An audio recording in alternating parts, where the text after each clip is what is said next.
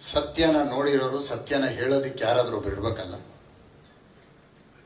ಬಹುಶಃ 2003 ಅಥವಾ 2002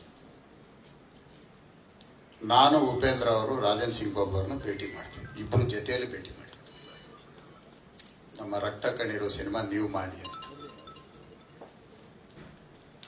ಮಾಡ್ತೇನೆ ಅಂತ ಒಪ್ಕೊಂಡಿದ್ದು ಆಯಿತು. ಅದಾದ ನಂತರ ಕೆಲವು ಕಾರಣಾಂತರಗಳಿಂದ ಅವರು ಒತ್ತಡದಲ್ಲಿ ಸಿನಿಮಾ ಮಾಡೋದಕ್ಕೆ ಕಷ್ಟ ಆಯಿತು ಅವ್ರ ಜೊತೆಯಲ್ಲಿ. ಆಗ ಅವರಿಗೆ ನಾನು ರೆಮಂಡ್ರೇಷನ್ ಮಾತಾಡಿದ್ದೆ. ಇವತ್ತು ಸತ್ಯ ಹೇಳ್ತಾ ಇದ್ದೀನಿ. ಏರ್ಪೋರ್ಟ್ ರಸ್ತೆನಲ್ಲಿ 1 ಎಕರೆ 6 ಲಕ್ಷ, 2 ಎಕರೆ ಜಾಗ ಇದೆ. ರೆಮಂಡ್ರೇಷನ್ ತಗೋಬೇಡಿ, ಈ ಲ್ಯಾಂಡ್ ತಗೊಳ್ಳಿ, ಸಿನಿಮಾ ಮಾಡ್ಕೊಳ್ಳಿ ಅಂತ ಕೇಳಿದ್ದು ಬಾಬು ಅವ್ರು ಮಾಡ್ತಿದಾರಲ್ಲೂ ನನಗೆ ಗೊತ್ತಿಲ್ಲ. ಆವತ್ತು ಅವ್ರು ಒಪ್ಕೊಂಡಿದ್ದಿದ್ರೆ ಸಿನಿಮಾ ಮಾಡಲಿ ಬಿಡಲಿ. ಇವತ್ತು ಅದರ ಮೌಲ್ಯ ನಾನು ಹೇಳಿದ್ರು ನೀವು ಸುಳ್ಳು ಅನ್ಬೋದು. 2 ಕೋಟಿ ಇವತ್ತು 100 ಕೋಟಿ, 2 ಎಕರೆ 100 ಕೋಟಿ ಇವತ್ತು.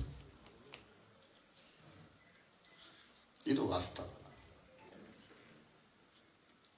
ನನ್ನ ಕಣ್ಣೆದುರುಗಡೆ ಆ ಜಾಗನ ಇವತ್ತು ನಾನು ಹೋಗಿ ಬರೋವಾಗೆಲ್ಲ ನೆನೆಸ್ಕೊಳ್ಳೋದು ರಾಜನ್ ಸಿಂಗ್ ಬಾಬು ಅವರು ಎಂತ ತಪ್ಪು ಮಾಡಿದ್ರು ಅಂತ. ಯಾಕೆ ಈ ಮಾತು ಹೇಳ್ತೇನೆ ಅಂದ್ರೆ, ಹಣದ ಹಿಂದೆ ಹೋಗದೆ ನನ್ನ ಜೀವನ, ನನ್ನ ಕುಟುಂಬ, ನನ್ನ ತಂದೆ, ನನ್ನ ಮಕ್ಕಳು, ನನ್ನ ಸಹೋದರಿ, ನನ್ನ ತಾಯಿ ಎಲ್ಲರೂ ಸಹ ಸಿನಿಮಾ ರಂಗದಲ್ಲೇ ಜೀವನ ಮಾಡ್ತೇವೆ ಹೊತ್ತು ಲಾಭಕ್ಕೋಸ್ಕರನೋ ಆಸ್ತಿಗೋಸ್ಕರನೋ ಹಣದ ಆಸೆಗೆ ಹೋಗದೆ ಬರೀ ಜೀವನ ಇಡೀ ಕುಟುಂಬ ಚಿತ್ರರಂಗಕ್ಕೆ ಮುಡುಪಾಗಿಟ್ಟರಂತ ಒಂದು ಕುಟುಂಬ ಅದು ರಾಜನ್ ಸಿಂಗ್ ಬಾಬು ಅವ್ರ ಕುಟುಂಬ. ಹಾಗಾಗಿ ಅವರು ಇವತ್ತು ಈ ಕಾರ್ಯಕ್ರಮಕ್ಕೆ ಬಹಳ ಸಂತೋಷದಿನ ಅಂತ ನಾನು ಮೊದಲೇ